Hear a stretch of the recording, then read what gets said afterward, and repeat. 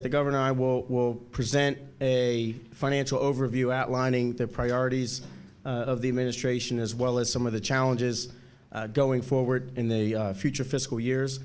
We'll be available afterwards and after the presentation for any questions that many of you may have. And with that, I will turn it over to the governor for his presentation. Thank you, Mike, and thank you all for coming, especially our friends in the General Assembly, members of the Delaware State Senate and Delaware House of Representatives for joining us today. I'm going to set the table a little bit for Mike, who then is going to walk through some of the numbers in greater detail. And I want to take you back to March of last year, when I stood before you after 2 months, after being sworn in as the new governor 2 months prior, with a budget that required the closing of a $400 million deficit. If you remember, I came to you that day after doing about 10 town hall meetings to get a sense from the people that we represent, that I represent as their governor, as to what they thought about how we ought to address that issue. At the end of the day, we closed the $400 million gap by half new revenue package and half budget cuts, roughly $200 million on each side of that equation. It took us a little bit of a time to get there. We went actually into overtime into July, but at the end of the day, we passed a budget that balanced with the general structure of what we had proposed back in March. This budget picks up on the work that we did last year, and we remain focused on doing a number of things. First and foremost, as you recall, I said that our number one focus has to be making Delaware's economy as strong and as competitive as it can be. We compete every day with other states and other countries, frankly, for business and jobs. In order to have that, you have to have the strongest workforce. As we compete with other states, the first thing companies will ask us is, what are your schools like? What's your institutions of higher education? What are they producing? And so preparing our next generation, supporting our schools and their education is the highest priority. We can't contain costs unless we address healthcare costs that continue to rise on an annual basis. We need to invest in our workforce, the workforce generally, and in our state workforce. And while we make those investments, we have to keep our eye on the future budgets, if you will, to make sure we're making decisions that are sustainable in the long term. So we made some progress last year with the help of members of the General Assembly on both sides of the aisle. We restructured our approach to economic development, created the Prosperity Partnership. Senator Lavelle is here as a member of that board. I don't see any of the other members from the General Assembly. I'm very encouraged by the progress that we've been making there. We've actually raised another $1 million in the private sector as part of that effort. We redirected resources to support small business and entrepreneurs, I think, in a better way, with the Division of Small Business Development and Tourism connected with the Department of State. Those activities previously were part of DIDO, and I think we're doing a much better job under the current arrangement. We modernized the Coastal Zone Act, and hopefully some of those abandoned industrial sites we will be able to repurpose with the help, obviously, of the private sector, create jobs, and we address cybersecurity threats through legislation passed by the General Assembly. Strengthening our public education is an important priority for us. Our focus has been particularly on high poverty schools and children from disadvantaged backgrounds. We created at a very small level the Opportunity Grants program last year. It was a competitive program. You'll see later on in the presentation where we want to expand that and make it a non-competitive, going to schools with high percentages of English language learners and children living in poverty. We are in the process continuing of reorganizing the Department of Education with a greater focus on providing support to districts and schools. And we established the Office of Innovation and Improvement to address and to lead those efforts statewide. Darrell Green, who we brought in to lead that effort, has been doing a tremendous job there. Again, I talked about fostering a healthier Delaware and getting focus on cost containment We've also got some funding proposals in the budget to address the addiction epidemic here in our state. Our Lieutenant Governor is heading up that consortium. They're doing a lot of good work bringing people together, and we're also waiting for some ideas that they're going to come to us with in April, I believe it is, for additional programming. A big focus of the cost containment is the work that the Department of Health and Social Services is doing with what we call the benchmark. We created legislation to establish that. That's going to be really hard work to try to keep healthcare costs growing at a rate not greater than the growth in the economy. That'll enable us to have a more sustainable budget in the future, and so we have to continue to be focused on that. And the last bullet on that slide was focusing on budget sustainability, and you'll hear me mention that throughout this. So in this budget, our focus continues to be on these priorities: creating a stronger economy. You'll see a lot of one-time investments we're making in the economic foundation of our state: a healthier Delaware, safer and stronger communities, better schools for our children, and a strong and stable state workforce. So here are some of the highlights. The key part of this is limiting operating budget growth to about 3.5%. Last year, the budget basically didn't grow at all at 0%. The $400 million deficit was calculated based on automatic mandatory costs that we have, and we have a lot in that number as well. I think our biggest challenge will be to keep that level of growth at that level as we move through the spring, because anybody who's been following the DFAC revenue projections know that there's a lot of additional in middle school. These math coaches have proven to be very helpful. I've seen them in action in McCullough Junior High and Colonial School District, and we're hoping to do that across our state. We've been working hard with the Christina School District in the city of Wilmington to try to lift those 5 schools up, Bayard and Pulaski on the west side, Palmer in South Wilmington, Bancroft and Stubbs on the east side. Those schools need additional capital investment. There needs to be some consolidation. They don't have enough students for the spaces that they have, and we're working on a plan to do things differently in the classroom to help those students be successful. We are currently negotiating a memorandum of understanding with the district to partner with them to do just that. So here, we also have some investments in our state employees. About 40% of the state workforce is eligible to retire within the next 5 years. We have to make sure we're attracting first-rate employees to the various agencies. This budget includes a $1,000 pay increase for state employees. I mentioned the 2% in steps just because of the way the public educator salaries work. And of course, we've announced support for a paid parental leave for new mothers, new babies to our state employees' families.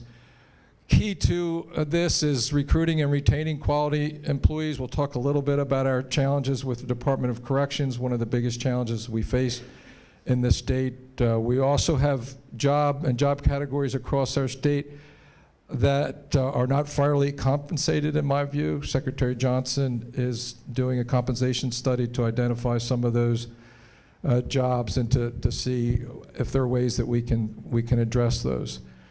Investing in our workplace is one of the things that I've noticed since I worked in state government back in 2008 and before, is that some of our facilities and buildings have gone into significant disrepair, and we owe our state employees a better capitalized workforce.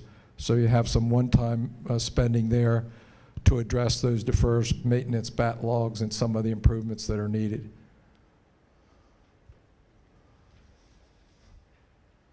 Okay, Mike's going to pick up with this slide. Thank you, Governor. So as the Governor had mentioned, that there's investments in several areas across this budget in high-need areas, with the beginning with the Department of Correction, which continues to invest in our correctional officers, invest in security, invest in training, as well as investing in modernizing our correctional officer system, really beginning with fulfilling the agreement that we made with our correctional officers last year on year 2 of their contract, which is going to increase starting salaries for correctional officers from $40,000 a year to $43,000 a year, as well as implementing on top of that what is called a career ladder, which is based on certain proficiencies to be able to give an incoming correctional officer a very clear and defined career path throughout his or her entire career, and that's just under $4 million worth of additional funding, as well as fulfilling our commitment on year 2 of the staffing study to meet correctional standards within the Baylor Women's Correctional Institute. In the current fiscal year, there was 28 new positions that are added, and this continues the second increment of positions, which is 25 correctional officers for that institution, with the goal of being able to minimize overtime as well as freeze policy for correctional officers. With respect to the independent review, there's approximately $6 million worth of additional expenditures that are proposed, largely around the staff training relief, as well as court and security transportation, continuing to invest in pretrial supervision within probation and parole, and providing additional cognitive behavioral therapy for offenders. At this point, across all of those bullets, what this does is it provides additional resources.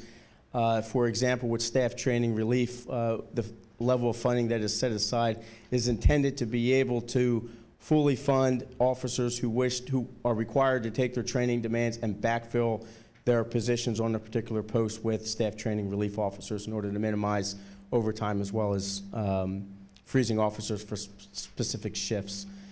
On the capital budget side, just under $2 million investing in security equipment, cameras throughout all of our facilities, as well as equipping officers with items such as ballistic vests within our probation and parole community to make sure that we continue to provide the appropriate equipment for all of our law enforcement officers within the correctional system. Investing in high-need areas within the Children's Department, specifically in 2 areas. One is within our Family Services Division in order to help manage caseload, as well as the demand within child welfare investigations, as well as child abuse and neglect hotline investigations, with the goal over the next several years of being able to continue to reduce the caseload of our child welfare investigators, as well as providing additional staff within our juvenile justice facilities within the Division of Youth Rehabilitative Services in order to minimize overtime, as well as help deal with the complexity of the population of children that exists within those facilities themselves. And in investing in Delawareans, there is additional funding on top of the approximately $24 million worth of resources for substance use treatment and prevention, with an additional $1.4 million worth of support, continuing investments in substance-exposed infants for just under $300,000, and setting aside an allocation of funding for the prescription assistance for Delaware seniors, which in the current year budget, that funding was eliminated in order to provide a resource for those families. Then finally, the continued focus on the healthcare spending benchmark with the goal of establishing lower healthcare costs across not only our group health insurance plan, but also fully insured markets. And really to transition into the capital budget, much of what you've heard are some of the highlights and details related to the operating budget. As the governor had mentioned, there is a package of funding designed to reinvest in Delaware called Delaware Reinvest. And in the areas of economic development, you can see the highlights on the slide themselves, which additional funding for the strategic fund, which is about $2.5 million more than what were funded in fiscal year 2018, setting aside a funding commitment for the Delaware Prosperity Partnership at $2 million. Research collaborations throughout all of our institutions of higher education, which leverage approximately $47 million worth of matching funds in the areas of science and economic development, as well as continuing to invest in our higher education facilities at $19.5 million, which is about $3 million on top of the current year level of funding, where $6.5 million would go to each institution of higher ed. And then finally, an allocation for our road construction system across all funds, federal, state, as well as some other resources that match our Transportation Trust Fund funding of $391.1 million. For the environment, open space and farmland preservation, of restoring the level of funding for both of those programs at $10 million each for fiscal year 2019.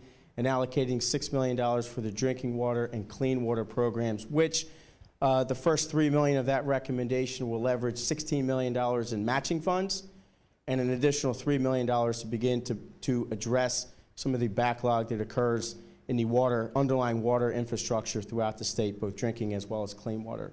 And then $4.2 million for beach preservation. Shoreline and waterway management is a fancy way of saying beach preservation, which leverages another $20 million in federal funds for the upcoming fiscal year. And in the areas of strong communities, continuing investments in the affordable housing program, as well as recapitalizing the Strong Neighborhoods Fund in order to continue to make investments in economically blighted areas, as well as continuing the downtown development districts, which leverages private investment throughout all of our communities within Delaware. Another $135.6 million for school construction for existing district-approved referendums. And this allows us to address construction demands in Cesar Rodney, Cape Henlopen, Appoquinimink School District, Brandywine School District, as well as setting aside funds to begin the modernization of the Ennis School within the Indian River School District, as well as continuing construction within the Sussex Consortium School in Cape Henlopen. And then finally, just under $7 million for library construction, addressing library demands in both the northern part of Kent County and the southern part of Newcastle County, in which this funding will leverage an additional 50% match from the local side, from our counties.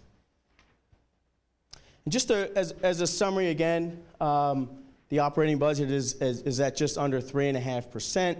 The Bond and Capital Improvements Act, including our road construction, is about $100 million more than the current fiscal year, of which much of that is being driven by $100 million of cash into the bond bill, which is the highest amount in the last 6 fiscal years, as well as an allocation of just under $42 million for grants and aid. And then kind of where we are in the process, kind of in the middle. On Tuesday, Joint Finance Committee will begin its public hearing process on Tuesday, January 30th, and that will continue all the way through until the first week in March, in which the Bond Bill Committee will follow up with its hearings in mid-May, with the Joint Finance Committee meeting towards the end of May to mark up the governor's proposed budget, with the goal of having a Bond and Capital Improvements Act, an operating budget, and a grants and aid bill by June 30th for the fiscal year to start on July 1. June 30th. That was June 30th. So with that, I will turn it to the governor for any closing remarks he may have. Thank you. I want to thank Mike Jackson and his team. Help me thank Mike Jackson and their team.